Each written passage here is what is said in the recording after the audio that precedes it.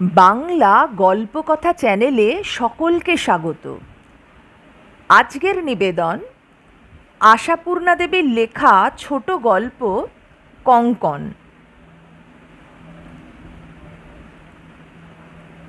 সব শুনে অঞ্জলি রীতিমতো বিরক্ত হয়ে ওঠে। সুধীরের কি কাণ্ডজ্ঞান নেই?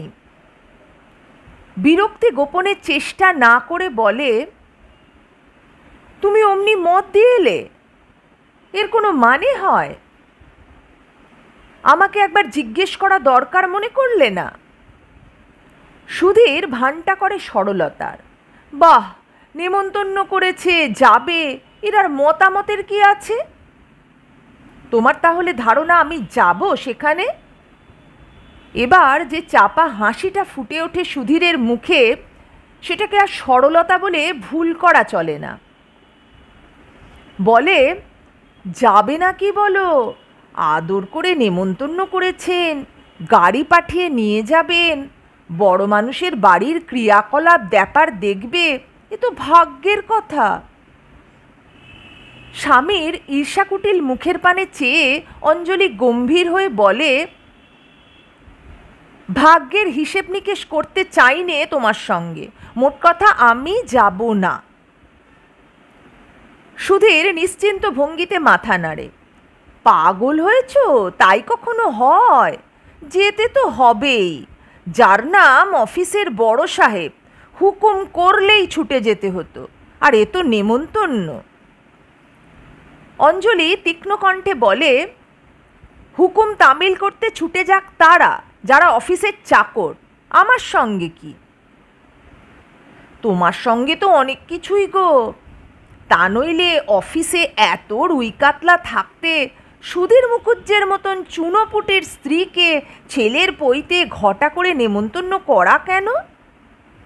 এই তো দেখো না, নামটা অবশ্য আমারই, কিন্তু আসল উদ্দেশ্যটা তো তুমি। শুভ উপনয়ন মোহরাঙ্কিত বৃহদাকার সুদৃশ্য খামখানা সুধীর অঞ্জলির সামনে ফেলে দেয়। কার কি আসল উদ্দেশ্য তার জন্য আমি দায়ী নই বলে কাঁধের উপর জড়ো করা ভিজে কাপড়গুলো মেলে দিতে উঠোনের ওদিকে নেমে যায় অঞ্জলি। সুধীর খোলা দালানে পায়চারি করতে থাকে। না, অঞ্জলির আপত্তি কোনো কাজের নয়। চাটুজ্জের সাহেব হলো তার অফিসের হর্তাকর্তা বিধাতা, তাঁর নিমন্ত্রণ অবহেলা করা কি সহজ কথা? অবশ্য অঞ্জলির ওপর একটা অহেতুক বিরাগ আর বড় সাহেবের ওপর বিদ্বেষে মনটা নিতান্তই তেতো হয়ে আছে। তবু 5 জনের কাছে, অফিসের আর সকলের কাছে তো মুখটা বড় কম হলো না?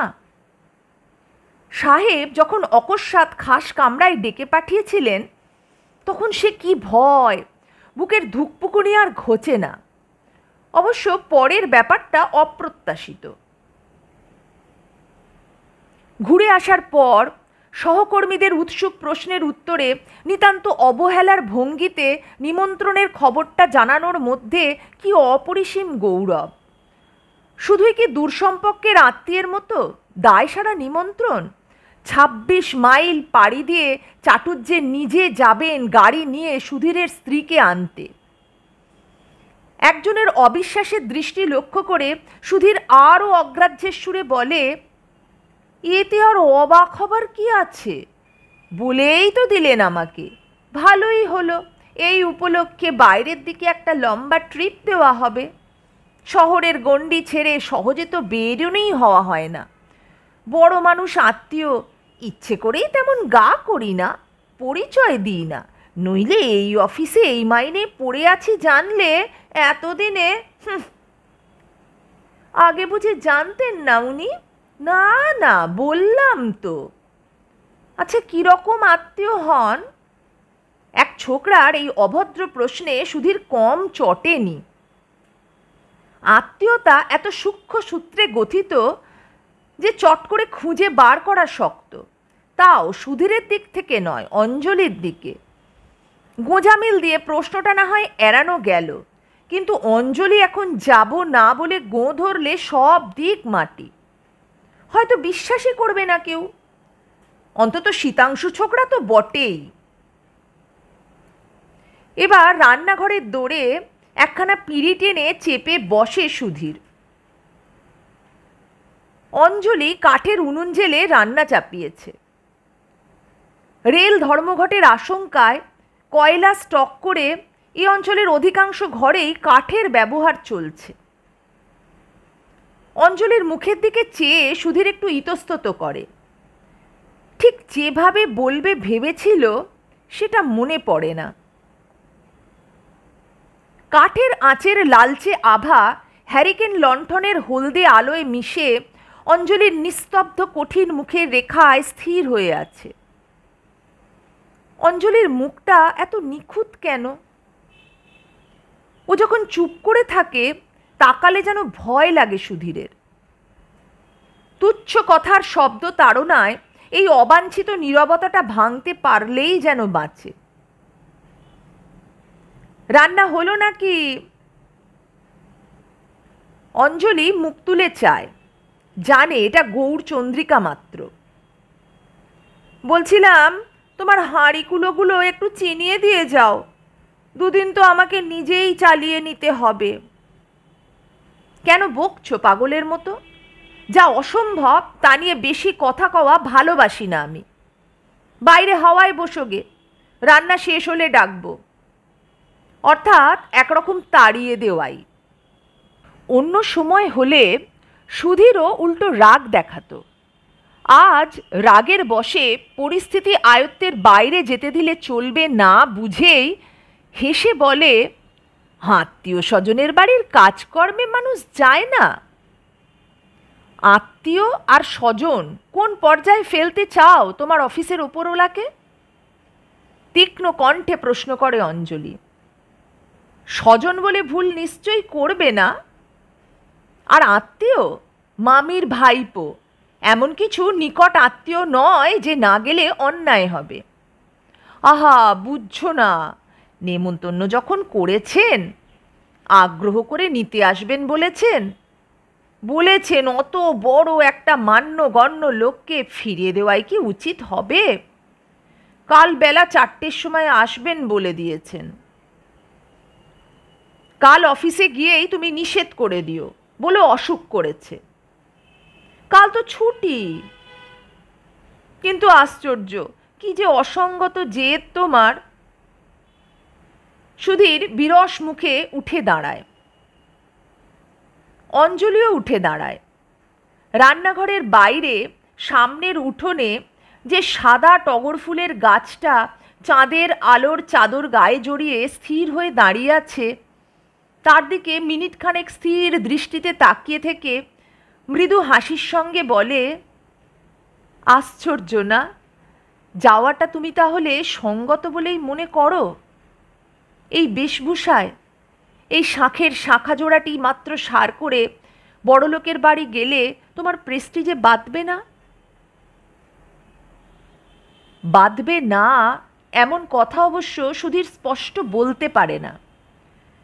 কিন্তু অঞ্জলি চাটুর্যে সাহেবের বাড়ি দুদিন সমাদর লাভ করে আসলে অফিসে যে প্রেস্টিজটি বাড়বে সেটাও তো ভাবা দরকার। চাই কি সাহেবের নজরে পড়ে গিয়ে পদোন্নতিও হতে পারে, অন্তত হওয়া অসঙ্গত নয়।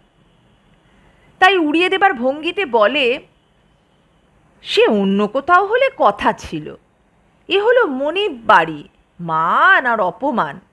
80 টাকার কেরানির বউয়ের সঙ্গে সোনা মুক্ত ঢাকাই বেনারসি দেখাবার আশা করাই অন্যায়। কারবারে লাখ লাখ টাকা লাভ হচ্ছে, কর্তার নিজের তো বাবা একাদশে বৃহস্পতি, আমাদের ভাগ্যে যে ঘাস জল সেই ঘাস জল। স্ত্রী পুত্রকে সাজাবার ভাগ্য কি আমাদের রেখেছে? মনিব আমার নয়, তোমার। থাক, বেশ যাব, ঈশ্বর কৃপায় পুত্র নেই, এই বাঁচোয়া। বলে অঞ্জলি পুনর্বার উনুন পাড়ে এসে বসে আরব্ধ কাজে মন দেয়। সুধীর আর কোনো সুবিধে না পেয়ে বাইরে এসে বসে। অঞ্জলি সম্মতি দিল বটে, কিন্তু যেন সুধীরের উপর আক্রোশ করে। কিন্তু কেন? সুধীরের ধারণাটা ছিল অন্যরকম। আশা করেছিল চাটুজ্জে সাহেব বা পাতানো সুবাদে মেজদার এমন সাদর আমন্ত্রণে খুশি হয়ে উঠবে অঞ্জলি।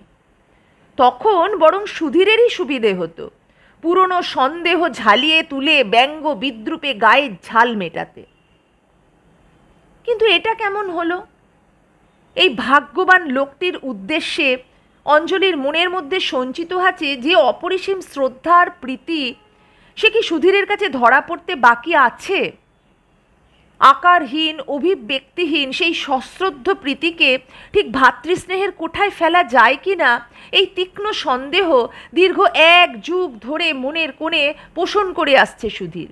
অকস্মাৎ এমন কি ঘটল যে এত ভক্তি ভালোবাসা কর্পূরের মতো উবে গেল? ম্যানেজার বদল হয়ে অফিসে যেদিন নতুন ম্যানেজার রূপে এম.এন. চ্যাটার্জির আবির্ভাবের সংবাদ শুনেছিল, সেদিনই শুধু কেমন বিমনা দেখিয়েছিল অঞ্জলিকে। মাথার দিব্যি দিয়ে নিষেধ করেছিল সুধীরকে সেই অনুল্লেখযোগ্য ক্ষীণ আত্মীয়তার খবরটুকু 5 জনের কাছে না বলে বেড়াতে। তারপর কই একদিনের জন্য তো মেজদার উল্লেখ মাত্র শোনা যায়নি অঞ্জলির মুখে। অবশ্য খবর চাইলে সুধীরের পক্ষে মুশকিল ছিল বই কি। নিজের পোস্টটা তার এতই নিচে যে সাক্ষাৎ পরিচয়ের অবসরই ঘটেনি এই 8 মাসের মধ্যে। হঠাৎ কেমন করে পরিচয় রহস্য ফাঁস হলো। আকাশের চাঁদের স্বাদ হলো মাটির তৃণের সঙ্গে মিতালি করার। সেসব কথা সুধীরের অবোধগম্য। যেমন বুঝতে পারে না অঞ্জলির এই অহেতুক ক্রোধ। কেবলমাত্র গয়না কাপড়ের অভাব? অঞ্জলি কি তেমন মেয়ে? একটা একটা করে সমস্ত অলংকার তো নিজের হাতেই খুলে দিয়েছে বন্ধকি ভিটে ছাড়াতে। কিন্তু নয়ই বা কেন? গয়না কাপড় তো সব ক্ষেত্রে শুধু মেয়েলি শখ মাত্র নয়, পদমর্যাদার নিরিখ, সমাজ জীবনের মানদণ্ড। জীবন যুদ্ধে যারা প্রত্যক্ষভাবে জয়ী হয়েছে, লাভ করেছে সাধনার পুরস্কার, তাদের স্ত্রীকন্যার হয়তো বসনভূষণের বাটকারা চাপিয়ে মানদণ্ডের ভারসাম্য রাখার প্রয়োজন হয় না। কিন্তু পরাজিত হতভাগ্যদের ওজনের কমতি ধরা পড়ার ভয়েই না মধ্যবিত্তের ঘরে আভরণের কম বেশি নিয়ে এত অশান্তি। উৎসবে আনন্দে আত্মীয় বন্ধুর গৃহে ডাক পড়লেই এদের নিস্তরঙ্গ স্তিমিত জীবন অভিযোগে মুখর হয়ে ওঠে।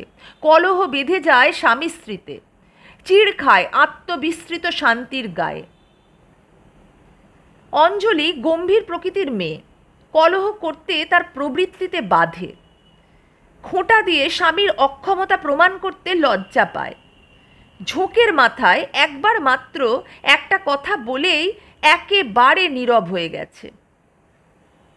পরদিন বেলা 4টে বাজার পূর্ব মুহূর্ত পর্যন্ত সুধীর আন্দাজ করতেই পারে না অঞ্জলি শেষ পর্যন্ত স্থির কি করল।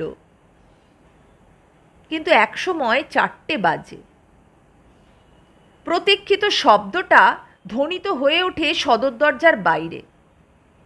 অগত্যা তত ব্যস্ত হয়ে ছুটে আসা ছাড়া সুধীর কি আর করতে পারে? হোক সম্বন্ধীয়, ওপরওয়ালা বড় সাংঘাতিক বস্তু। কিন্তু এই সময় একটাও লোক থাকতে নেই পথে। সুধীরের দরজায় যখন বিরাট বপু গাড়িখানা দাঁড়িয়ে, পাড়ার পরিচিত ভদ্রলোকেরা সকলেই কি আজ এই ছুটির দিনে জোট করে অন্তঃপুরচারী হয়েছেন? ডেলি প্যাসেঞ্জার বা সাপ্তাহিকের দল সকলেই তো আজ দেশের মাটিতে শিকড় গেড়ে আছেন। অথচ সুধীর যেদিন তেল গুড় বাজার ইত্যাদির ভারে ভারাক্রান্ত 2 হাতে রবিবাসরীয় কর্তব্য করে বাড়ি ফেরে, সেদিন দেশশুদ্ধ লোকের কুশল প্রশ্নের মরশুম পড়ে যায় যেন। আসুন আসুন, আমার বাড়িতে আপনার পায়ের ধুলো। কই গো, তোমার মেজদা এসেছেন যে। চলুন চলুন বাড়ির মধ্যে। কি মুশকিল, আছো কোথায়? তোমার মেজদা এসেছেন বললাম যে।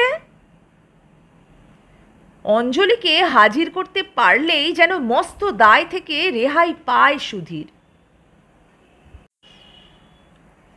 মনীষ সহাস্যে বলে, থাক থাক, অত ব্যস্ত হবার কি আছে, বসছে এখানে, সে তৈরি হয়ে আছে তো, এক্ষুনি বেরোতে হবে কিন্তু। না, গোছের কি একটা উত্তর দিয়ে সরে পড়ে সুধীর। অঞ্জলি এসে প্রণাম করল। হ্যাঁ, প্রস্তুত হয়েই এসেছে। সাদা সিধে ফর্সা শাড়ি ব্লাউজ পরা, নিখুঁত সুন্দর মুখে সামান্য একটু প্রসাধনের ছাপ, তেমন কিছুই নয়। হয়তো চুলটা একটু বিশেষ যত্ন নিয়ে বাঁধা, হয়তো ললাটের সিঁদুর তিলকটা একটু বিশেষ উজ্জ্বল, শুধু এই। ভালো আছো তো মেজদা? মাসিমা ভালো আছেন? বৌদি, ছেলেমেয়েরা? আরে ভালো না থাকলে আর বাড়িতে এইসব হাঙ্গামা বাঁধাই? সব ঠিক আছে, কিন্তু তোকে তো মোটে ভালো দেখছি না, বেজায় রোগা হয়ে গেছিস। কই, বেশ তো আছি। কিন্তু তোমার ছেলেটি ক বছরের হলো মেজদা? পৈতেধারী পণ্ডিত হবার উপযুক্ত হয়েছে? তা হলো বই কি, বছর নয়। বামুনের ছেলে, সুতোগাছাটা যথাসময় গলায় ঝুলিয়ে দেওয়াই ভালো। কি বলেন সুধীরবাবু? নেতু হাসি ছাড়া সুধীরের কাছ থেকে আর কোনো উত্তর আসে না। তাহলে অঞ্জু, তুই ঠিক হয়ে নে, এখন আরম্ভ করলে তবে যদি গোটা ছয়ের সময় বেরোনো যায়। তোমাদের মেয়েদের সাজের ব্যাপার তো, ঘণ্টা দুয়েকের কমে কি আর হয়ে উঠবে, জানি তো। বলে মনীষ আর এক দফা হেসে ওঠে। সুধীরকে অবাক করে দিয়ে অঞ্জলিও হেসে ওঠে। কি যে বলো মেজদা, বুড়ো বয়সে আবার সাজবো কি, এই তো আছি বেশ, চলো। মনীষ অন্যমনস্ক হতে পারে, নির্বোধ নয়। অঞ্জলির আপাদ মস্তক একবার দেখে নিয়ে ব্যাপারটা বুঝে নেয়। বাড়িখানা নিতান্ত শ্রীহীন নয়। পল্লীগ্রামের সবুজ দাক্ষিণ্যে বাড়ির উঠোনে দাঁড়িয়ে চট করে দারিদ্র্য ধরা পড়ে না। কিন্তু অঞ্জলি এত নিরাভরণ কেন? মুহূর্ত মাত্র। পরক্ষণেই সহজ প্রসন্নতার সুরে বলে, তাহলে আর বিলম্ব নেই তো? অবিলম্বে যাত্রা করা যাবে? বাঁচা গেল বাবা, আমার তো মেয়েদের সেই সাজের ব্যাপার মনে করলেই হৃৎকম্প হয়। আচ্ছা সুধীরবাবু, নমস্কার, কাল যাচ্ছেন তো? হ্যাঁ, অফিস ফেরতই চলে যাবেন সোজা। হোল স্টাফ যাচ্ছে, অসুবিধের কিছু নেই। সকাল সকাল ছেড়ে দেব, 8টার ট্রেন পেয়ে যাবেন। অঞ্জুকে কিন্তু দিন 2-3 ছাড়ছি না, বুঝলেন? মঙ্গলবার আবার পিসিমার একটা ব্রত উদযাপন গোছের ব্যাপার রয়েছে, আমায় বলে দিয়েছেন বিশেষ করে। পিসিমা অর্থে অঞ্জুরি মামি। স্বামী পুত্র হারিয়ে ভাতুষপুত্রের সংসারে আশ্রয় নিয়েছেন। বিলক্ষণ বিলক্ষণ, ওর আর কি, থাকবে থাকবে। সুধীর বিনয়ে ভেঙে পড়ে একেবারে। গাড়ি চলতে থাকে, উদ্দাম বেগে নয়, ধীরে ধীরে। বাঁকা চোরা সংকীর্ণ ধূলি ধূসর পথ, মাঝে মাঝে এক একটা বড় গাছের গুঁড়ি নিজেকে বিস্তৃত করে পথকে আরও সংকীর্ণ করে তুলেছে। সাবধানে যেতে হয়। দুপাশে বাংলার পল্লীর সাধারণ দৃশ্য। গাছপালার ফাঁকে ফাঁকে ভাঙা চোরা পলস্তারা খসা এক একখানা বাড়ি। ভিতরে মানুষ বাস করে অথবা পোড়ো বাড়ি সহজে বুঝে ওঠা কঠিন। সকালের দিকে জীবনের যে সাড়া মেলে, এবেলায় আর তাকে খুঁজে পাওয়া ভার। পল্লীগ্রামের জীবন যেন আধখানা। বেলা পড়ে আসার সঙ্গে সঙ্গে চাঞ্চল্যহীন মন্থর গতিভঙ্গি স্তিমিত হয়ে আসে। অঞ্জলি এখানে বাস করে। মনীষের কত ঐশ্বর্য, কত প্রাচুর্য, অথচ অঞ্জলি এত রিক্ত। অঞ্জলিকে নিমন্ত্রণ করে মনীষ কি বড় বেশি ভুল করে ফেলল? বেচারা কি পদে পদে কুণ্ঠিত হবে না মনীষের বাড়িতে? হঠাৎ বড় মানুষের ধনগৌরব স্ফীত আড়ম্বরবহুল সংসারে উপযুক্ত শ্রদ্ধা সম্মান পাবে তো অঞ্জলি? এই অকারণ খেয়ালটা মনীষের না হলেই হয়তো ভালো ছিল। কি লাভ, কতটুকু সঞ্চয় বাড়ি পৌঁছনোর পূর্ব মুহূর্ত পর্যন্ত? চৌকার ডিঙোনোর সঙ্গে সঙ্গেই তো হারিয়ে যাবে অঞ্জলি অন্তঃপুরের বিরাট নারীবাহিনীর মাঝখানে। এই উপলক্ষে লোক তো বড় সোজা জড়ো হয়নি, 3 কুলের বাকি নেই কেউ। হয়তো অঞ্জলিকে একসময় না আনলেই ভালো ছিল। এখন আর এ নিয়ে ভেবে কোনো লাভ নেই। কিন্তু উপলক্ষ উপস্থিত না হলেই বা মনীষের দাবি মানত কে? 1 যুগ ধরে মনীষ অঞ্জলির ভাবনাই ভেবেছে এমন নয়, তবু অফিসে হঠাৎ সুধীরের পরিচয় পেয়ে মনটা কেমন যেন হায় হায় করে উঠেছিল। উপলক্ষ যখন পাওয়া গেল হাতের কাছে, একবার দেখতে ইচ্ছার মধ্যে দোষের কি আছে? তার নিজের 2 বোনও তো আসবে শ্বশুর ঘর থেকে। ছেলেবেলায় অঞ্জলির সঙ্গে কত ভাব ছিল নীলা লীলার। সেই সুবাদেই না কখন একসময় মনীষ একজন সার্বজনীন মেজদা হয়ে উঠেছিল। ছেলেবেলার কথা যাক, বর্তমানে অঞ্জলির মুখ দেখে এত মায়া লাগে, নীলা লীলার মতোই স্নেহ মমতায় কাছে বসিয়ে কুশল প্রশ্ন করতে ইচ্ছা হয়, কিন্তু এতদিন পরে এ উচ্ছ্বাস মানাবে কেন? হয়তো অঞ্জলি অদ্ভুতভাবে বদলে গেছে, কথা আর হয় না, শুরু করাটাই কঠিন। অঞ্জলিও যেন বোবা হয়ে গেছে। দীর্ঘ পথ পাড়ি দিয়ে নামবার কাছাকাছি সময় হঠাৎ নীরবতা ভঙ্গ করে অঞ্জলি। একটু হেসে বলে, যাচ্ছি তো, ভয় করছে কিন্তু। ভয়? মনীষের চমকটা সুস্পষ্ট। ভয় কি রে? কি জানি বাপু, ভীষণ নাকি বড়লোক হয়েছ তুমি আজকাল। তাই? তা আমিই তো বড়লোক হয়েছি, খুব ভয় লাগছে দেখে। তা কেন, বড়লোকের বাড়িটাই বড় বিপজ্জনক ঠাঁই। এই দেখো কি পাগলামি, নীলা লীলা হাঁ করে আছে, কত খুশি হবে তোকে দেখে। তোর বৌদি তো দেখেইনি তোকে, সেও। এটা অবশ্য মনীষের মানানো কথা। বৌদি দেখেনি তা ঠিক, কিন্তু দেখবার জন্য যে খুব বেশি উদ্গ্রীব হয়ে আছে এমন বদনাম দেওয়া যায় না তার নামে। আর নীলা লীলা সংবাদ শুনে নিতান্তই নিরুৎসাহ ভঙ্গিতে সাধারণ প্রশ্ন করেছিল, অঞ্জুকেও আনছো বুঝি? তাই নাকি? অঞ্জুকেও তাদের সমান মর্যাদা দেওয়ার চেষ্টার মধ্যে কোথায় যেন একটা সূক্ষ্ম অপমান আছে, এমনি অপ্রসন্ন ভাব। আমার কি হয়েছে জানো মেজদা, এক পাশে পড়ে থাকি, সমাজ সংসারের সঙ্গে সম্বন্ধ নেই বললেও হয়, বেজায় কুনো হয়ে গেছি।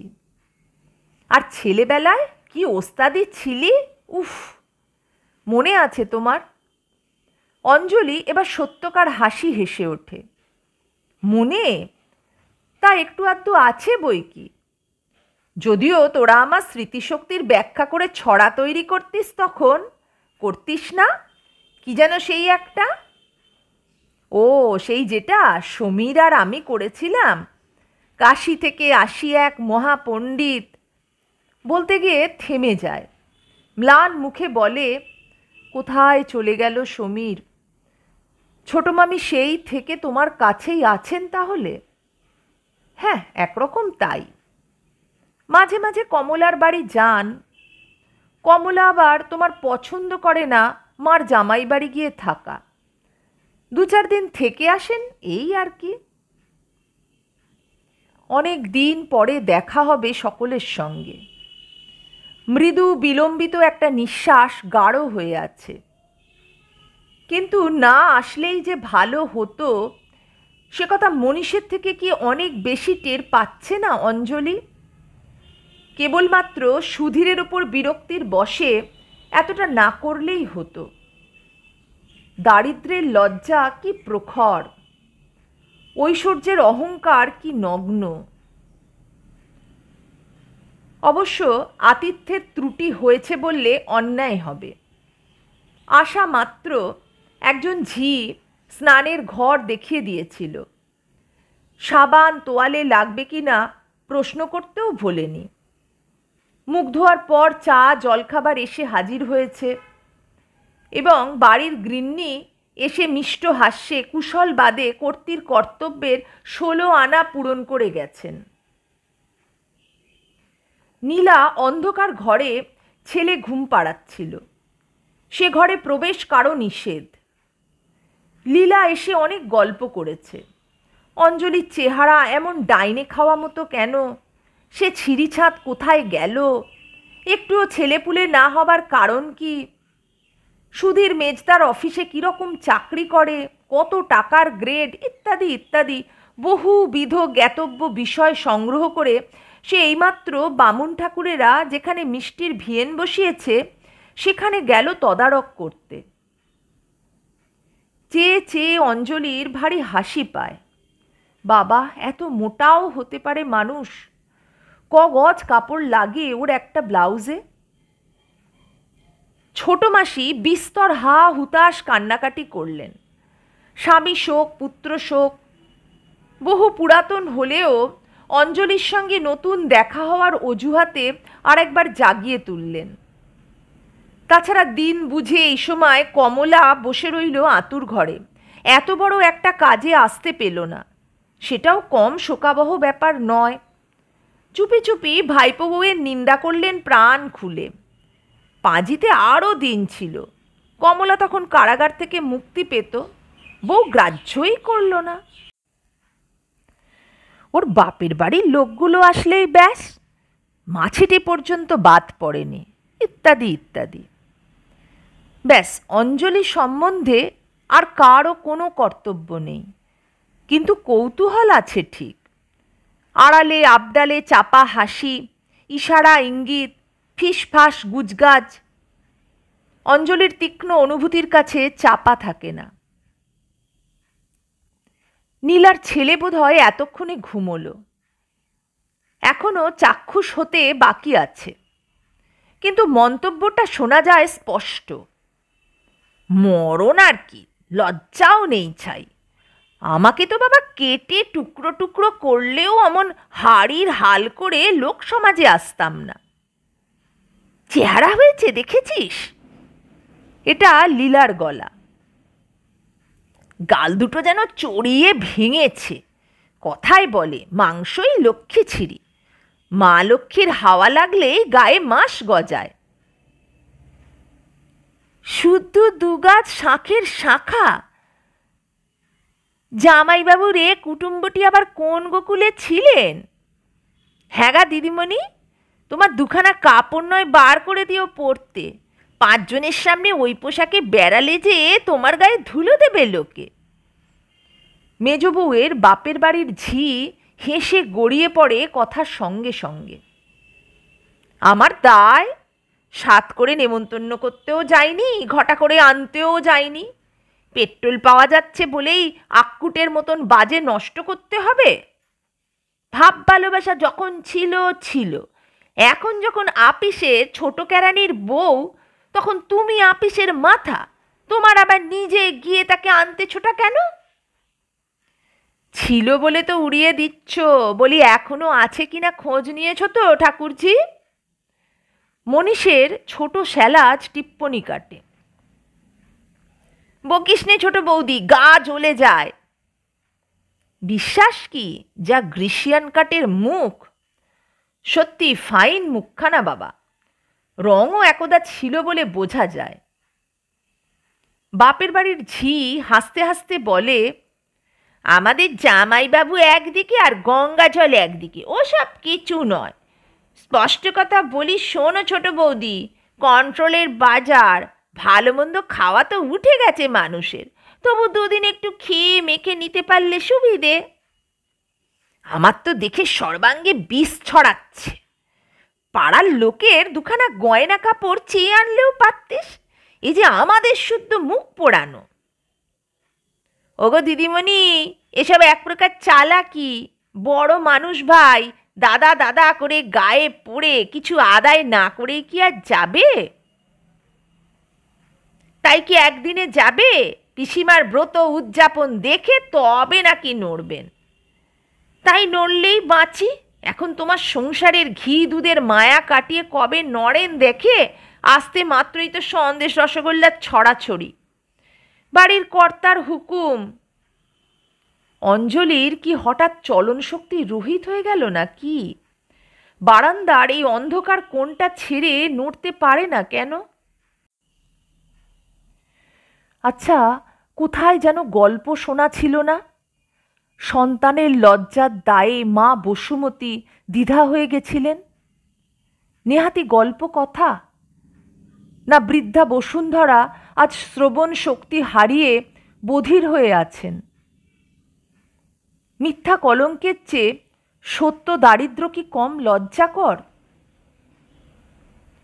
পরদিন ভোজের ঘটা। রাত্রি না পোহাতেই আরম্ভ হয়ে গেছে হই হুল্লোড়। অনেক লোকের ভিড়ে একটা সুবিধা যে নিজেকে কিছু আড়াল করে রাখা চলে, কিন্তু একেবারে আড়াল করলেই বা চলবে কেন? মুখের হাসির ঠোঁটটা বজায় না রাখতে পারলে পরাজয়টা যে বড় শোচনীয়। কিন্তু এর মধ্যে একটা ব্যাপার ঘটল চমৎকার। মনীষ ব্যস্তভাবে বাড়ির মধ্যে ঢুকে নীলাকে ডাক দেয়। ওরে নীলি, দেখ তো অঞ্জু কোথায়? সুধীর অফিস থেকে এক ছোকরাকে দিয়ে এই জিনিসটা পাঠিয়ে দিয়েছে। শ্যাকরা বাড়ি পড়েছিল নাকি, কালকের মধ্যে আর কিছুতেই দিয়ে উঠতে পারেনি। অনেকক্ষণ দিয়ে গেছে আমায়, ভাগ্যিস মনে পড়ল। আমার যা মন, কোথায় ফেলেই দিতাম হয়তো। পাতলা সাদা কাগজের আবরণ খুলে জিনিসটা দেখায় মনীষ। অভিনব কারুকার্যে গড়া একজোড়া কলকা কঙ্কন। ওজনে এবং গঠনের পারিপাট্যে লোভনীয় সন্দেহ নেই।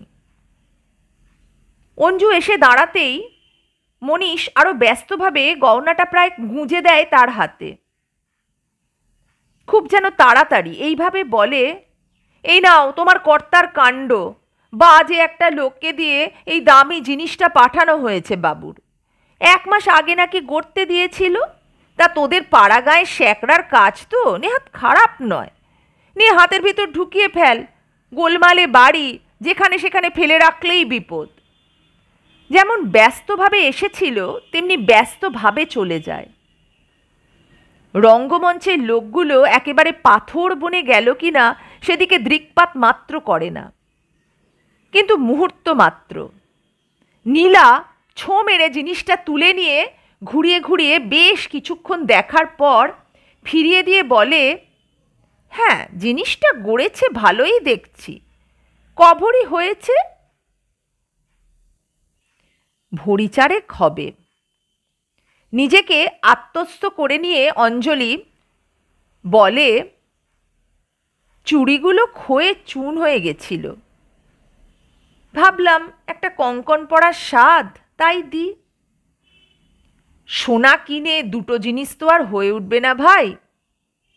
ওখানে শ্যাকরা না ছাই, বলে লোহা বাঁধানোই গড়তে পারে না, এখানেই বুঝি গড়তে দিয়েছিলেন। কিন্তু মনীষ নির্বোধ বলে তো আর বিশ্বশুদ্ধ লোক বোকা নয়। মনীষের বউ মনীষকে 1 হাটে বেচে আর 1 হাটে কিনতে পারে।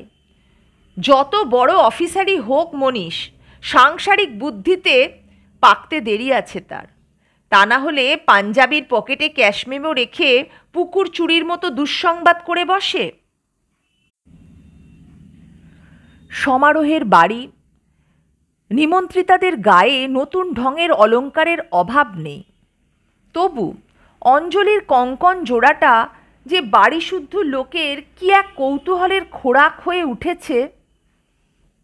দেখি দেখি, উমা তাই তো, নীলা তাই বলছিল। কোন শ্যাকড়াকে দিয়ে গড়ানো ভাই? বাণী কত করে নিয়েছে? অবাক করলে, কিছুই জানো না? তোমার কর্তা বুঝি তোমার সঙ্গে পরামর্শ না করেই? উত্তর দিতে দিতে হয়রান হয়ে পড়েছে অঞ্জলি। রাত্রে যদি সুধীর সত্যই আসে নিমন্ত্রণ রাখতে, কোনো উপায়ে কি পালাতে পারে না অঞ্জলি, যে কোনো ছুতোয়? কিন্তু সুধীর আসবে না, সে কথা অঞ্জলি জানে। আজ আর সারা বাড়িতে এক ফোঁটা অন্ধকার কোণ খুঁজে মেলা দায়। ঘুরে বেড়াতে হবে এই হাজার বাতির শক্তি সম্পন্ন হাজারটা বিদ্যুৎ বাতির নিচে।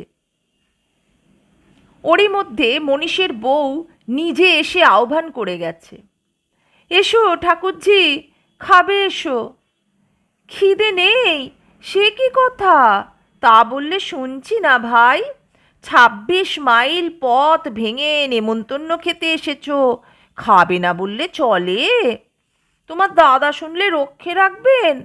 বাবা, এমনিতেই তো তার ধারণা এ বাড়িতে নাকি তোমার উপযুক্ত আদর যত্ন হচ্ছে না। আমরা নাকি বড় মানুষকেই ভজি। উঠে গিয়ে পাতের সামনে বসতেও হয়েছে। শয্যার ব্যবস্থা ছোট মামির ঘরে। অনেক রাত্রে গোলমাল মিটে গেলে শুতে এসে দেখল ছোট মামি তখনও জেগে। অঞ্জলিকে দেখে বিরক্তি ক্ষুব্ধ কণ্ঠে বললেন, এসব কি শুনছি অঞ্জু? কেন ছোট মামি? শ্রান্তির ভারে শরীরের সঙ্গে কণ্ঠস্বরও ভেঙে পড়েছে যেন। মণি নাকি তোকে কঙ্কন গড়িয়ে দিয়েছে, তুই তাই পরে বড় মুখ করে বেড়াচ্ছিস? আবার বলা হচ্ছে জামাই পাঠিয়ে দিয়েছে। ছি ছি, এ কি কেলেঙ্কারি মা! অঞ্জলি ম্লান হাসির সঙ্গে বলে, কেন ছোট মামি, একজোড়া বালাও কি দিতে পারে না তোমার জামাই? পারে কিনা তুমিই জানো বাছা। পারলে আর দুগাছা শাঁখা ঢণ্ড নিয়ে কুটুমবাড়ি আসতে না। এও বলি বাছা, আগুন কখনো ছাই চাপা থাকে? মনির পকেটে সেই দোকানের রসিদ নাকি বেরিয়েছে, বৌমা দেখে কুরুক্ষেত্র করছে। স্বামী স্ত্রীতে এতক্ষণে কি হলো জানি না মা। এ কি বিড়ম্বনা! তোমাকেও বলি মা, গরিব বড়লোক ভাগ্যের কথা, প্রবৃত্তি ছোট করো না। পরের জিনিসে যে লোভ করে তার অনন্ত নরক। ও কঙ্কন তুমি দাও আমার কাছে, বৌমাকে চুপি চুপি ফিরিয়ে দেব আমি।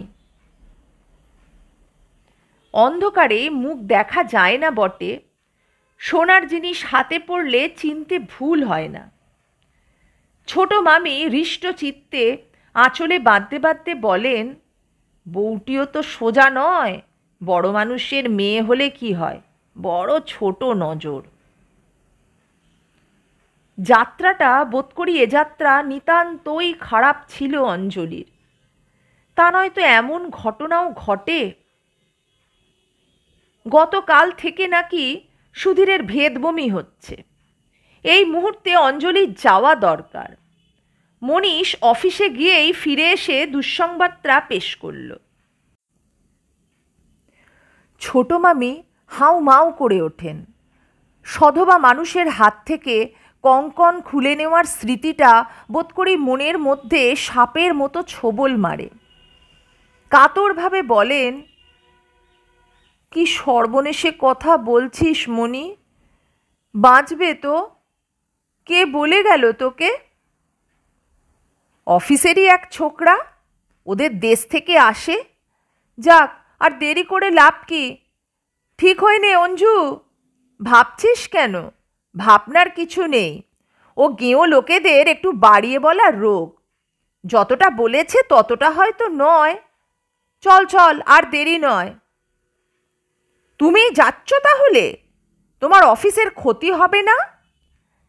তীক্ষ্ণ প্রশ্ন করেন মেজগিন্নি। আরে দূর অফিস, যার জিনিস নিয়ে এসেছি তাকে ফেরত দিয়ে আসতে পারলে বাঁচি। আবার পথ, আবার দুটি নীরব প্রাণী।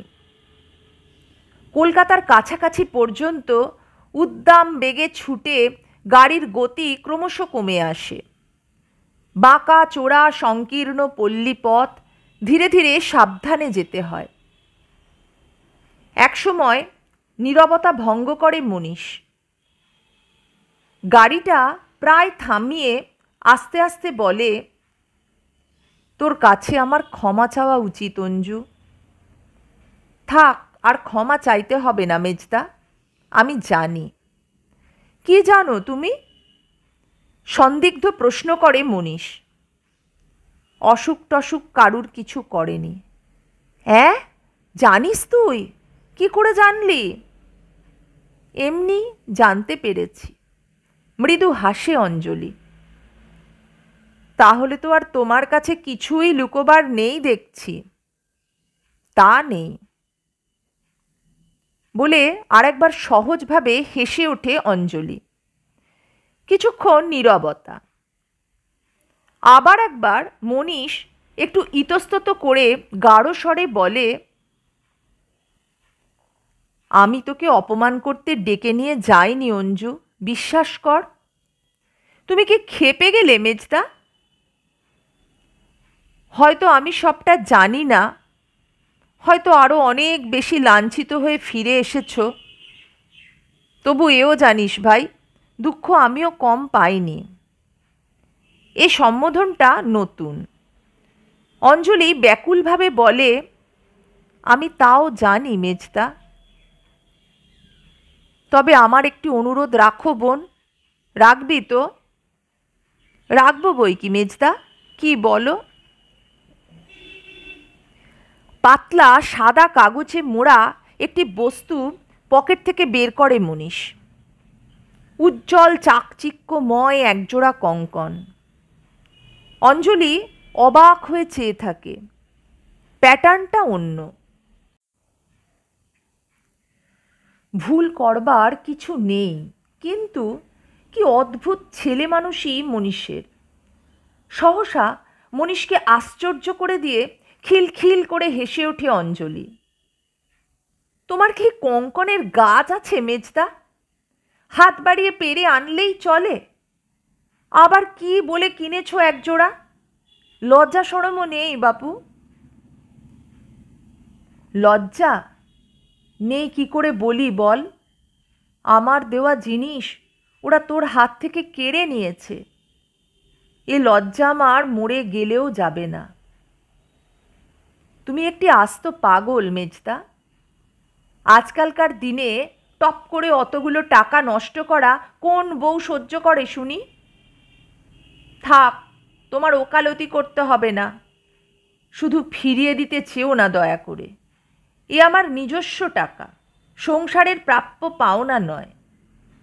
আঙুলে একটা আংটি, কি কাজেই বা লাগে? হঠাৎ খুলে পড়ে হারিয়ে যেতেও পারে। ধরো তাই গেছে। জীবনে কত কী তো হারায়। অঞ্জলি থমকে তাকিয়ে দেখে, কি সর্বনাশ! উজ্জ্বল যে হীরের আংটিটা মনীষের সুপুষ্ট আঙুলের শোভা বর্ধন করছিল, সেই স্থানটা ফাঁকা। কিন্তু এও তো এক পরম বোকামি। এটাই কি ধরা পড়বে না? কি অবোধ! ছি ছি, এ কি অন্যায় মেজদা। না না, কেন ভাই এরকম পাগলামি করছো? তবে থাক, নিও না। বুঝলাম ক্ষমা করতে পারোনি। এই এক বিপদ। তর্কের উত্তর আছে, নীরব অভিমানের উত্তর কি? মেজদা, রাগ করলে? রাগ? রাগ করবার কি রাইট আছে আমার শুনি? কি মুশকিল! কই দাও বাপু, পড়ছি। এই দেখো, হলো তো? হলো। অনেক দুঃখের মধ্যে একটু সান্ত্বনা রইল আমার। প্রার্থনা করি এ জিনিস তোমার হাতে অক্ষয় হোক বোন। একটা মিথ্যে কথা বানিয়ে পর্যন্ত ভয়ে সারা হচ্ছি। দরজার সামনে নামিয়ে দিয়েই মনীষ তাড়াতাড়ি গাড়িতে উঠে স্টার্ট দেয়। হয়তো অনেক দূর পর্যন্ত দেখা যেত যদি না ধূলি ধূসর মেঠো পথ গাড়ির পিছনে ধুলোর ঝড় রচনা করে দৃষ্টির আড়াল করে দিত। মিছিমিছি পথের ধারে দাঁড়িয়ে আছে কেন অঞ্জলি? ঊর্ধ্বক্ষিপ্ত শেষ ধূলিকণাটিও তো অবশেষে ফিরে এসেছে মাটিতে। পূর্ব পরিবেশের মধ্যে ঝড়ের চিহ্নও আর নেই। সদর দরজায় তালা লাগিয়ে অফিস গেছে সুধীর। অঞ্জলির তো আসার কথা নয়। হয়তো প্রতিবেশিনী সরজু ঠাকুরঝির বাড়ি খোঁজ করলে চাবির সন্ধান মিলবে। ঘণ্টা কয়েক সময় তার বাড়ি বসে থাকাও চলে। তবু কি এইরকম বোকার মতো দাঁড়িয়ে থাকবে অঞ্জলি? কত কাল থাকবে? না, অঞ্জলি বোকা না। ধাতস্থ হতে বেশি দেরি হয় না তার। সুধীর আসবার আগে সংসারের কাজের মধ্যে সহজ হয়ে থাকার দরকার, এটা সে বিস্তৃত হয়নি। নিমন্ত্রণের ব্যাপার যখন মিটেই গেল, তখন অঞ্জলি চলে আসবে না তো কি? মিছিমিছি কেন আর পরের বাড়ি বসে থাকা? বেচারা সুধীরকে যেখানে হাত পুড়িয়ে রেঁধে খেতে হচ্ছে। সরজুর বাড়ি যেতে গিয়ে হঠাৎ থেমে পড়া ছাড়া উপায় থাকে না। কি আশ্চর্য! অঞ্জলি কি ভুলে গেছিল নাকি? মিনিট খানেক নতুন অলংকার শ্রীমণ্ডিত হাত দুখানির পানে অভিভূতের মতো চেয়ে থাকে। কঠিন ধাতু, তবু যেন বন্ধুর স্নেহে জড়িয়ে ধরে আছে কোমল প্রকোষ্ঠ দুখানি। হ্যাঁ, প্রেম নয়, করুণা নয়, স্নেহ মাত্র। কিন্তু পৃথিবীটা তো এত বোকার জায়গা নয় যে স্নেহকে স্নেহ বলেই নিশ্চিন্ত থাকবে। গ্রীষ্মের দুপুরটা কি নির্জন, পুকুরের জলটা কি নিস্তরঙ্গ। টুপ করে সামান্য এতটুকু যে শব্দ, সে সাড়া কারো কানে যাবার আশঙ্কা নেই। কতটুকু সেই শব্দ? সামান্য একটা ঢিল, ছোট্ট একটু গাছের ফল হামেশাই তো পুকুরের জলে পড়ে তলিয়ে যায়। কে খোঁজ পায়? কতক্ষণ আলোড়ন থাকে?